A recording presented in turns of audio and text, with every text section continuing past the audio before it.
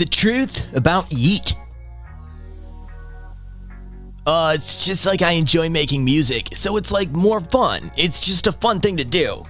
Yeat is a name you probably heard tossed around in the last year or so. You might know him for his hit song Sorry About That, or you may have even seen all the signs he's been getting from people like Trippie Redd, Lil Uzi, and even Drake himself.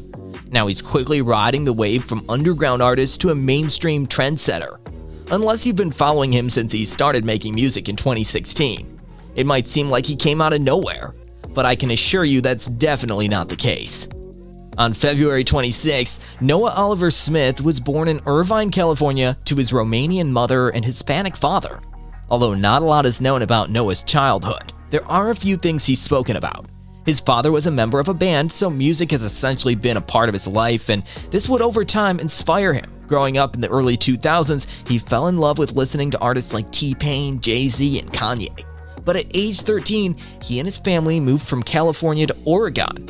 Environmentally, Oregon wasn't exactly the most inspiring place to be, as it doesn't have much of a music scene at all.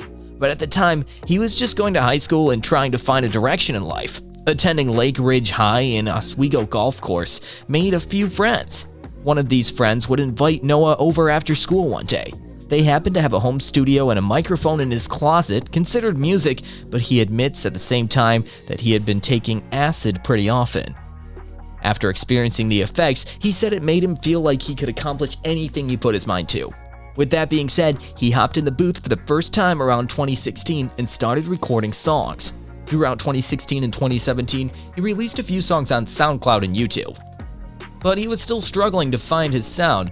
Now that he looks back on his earlier music, he says that it was pretty bad. But at the same time, he felt like it was amazing, and this was the key factor that kept him going. After graduating high school in 2018, he decided to move from Oregon to New York. He knew he would have a much better shot at networking and getting heard in a place that's more tuned in with the music scene. After arriving in New York, he got straight to work. He changed his name from Lil Yeat to just Yeat to simplify things, and he dropped his first song on YouTube titled Brink.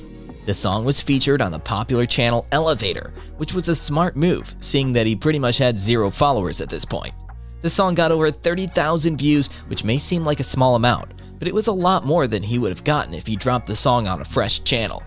On top of it, he received a good response from listeners, and this would help him build his first initial group of fans. It was small, but it was a start.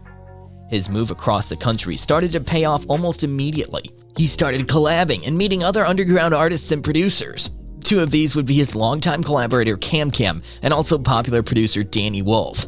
Danny Wolf and Yeat would drop their 3-song EP Deep Blue Stripes at the end of 2018, which included the song Brink once again.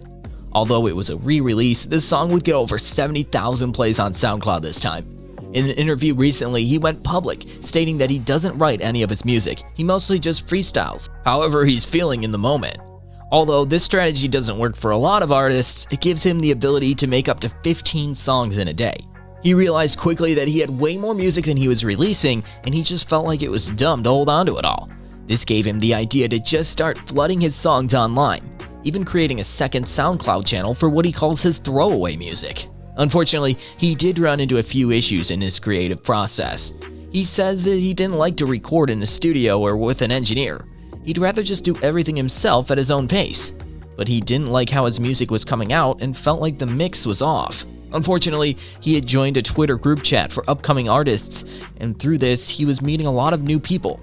One day, his friend and fellow artist Wyland came over to his house in New York, and he ended up giving him a bunch of new plugins to mix his songs. After this, he noticed a dramatic difference in his sound, and this helped create the uniqueness of his music. Throughout 2019 and 2020, he didn't hold out on releasing anything. Dropping over 5 mixtapes and EPs, he started to gain a solid popularity in the underground. His work ethic was unlike most coming out at the time. Pretty much every month he was dropping music and new fans were pouring in slowly. This was enough for him to sign a deal with an undisclosed label, but this proved to be problematic and short-lived before he was fully independent once again. This would later down the road turn out to be a blessing in disguise. His single Stay Up would once again be featured on the Elevator YouTube channel, and you could see the growth between his first song and second song here. This time, he got over 170,000 plays and really showcased the evolution of his style. One thing that you always did, Gët Busy made sure that he had solid beats behind his music. By the end of 2019, he had enough buzz going for him that he even got Wheezy to produce for him. Make no mistake though, he was still very much in the underground, but everything was about to change.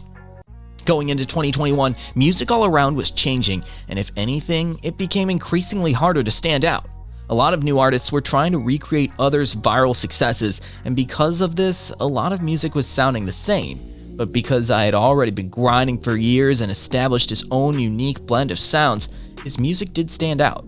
He patiently waited for his moment. In June of 2021, he released his mixtape 4 Overall. This project was a huge success, and it credited to bringing his name in front of a whole new audience of people. Most notably, his song Sorry About That would get picked up by the TikTok algorithm and go viral. This created a whole wave of momentum, and his name started to circulate online, and his word spread, and because he had such a massive backlog of music from years before, new fans now and hundreds of songs would go back and listen to the following this up. He dropped another breakout song, Gët Busy, which again would go viral on TikTok for the bell he put in the song. Just months later, it wasn't only fans talking about this new rapper with the new style. In September, Trippie Redd and Drake would both post on their Instagram with Yeats' music playing in the background.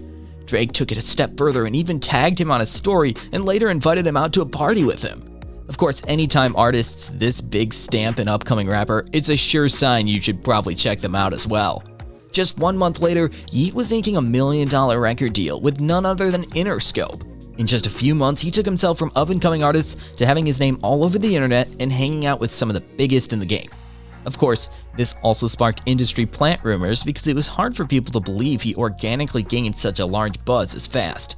But in reality, it is just another example that making authentic music and staying in your lane will ultimately pay off if you keep working. Thank you guys for watching. If you want more videos like this, make sure to like the video and hit the subscribe button, and we will see you in the next video.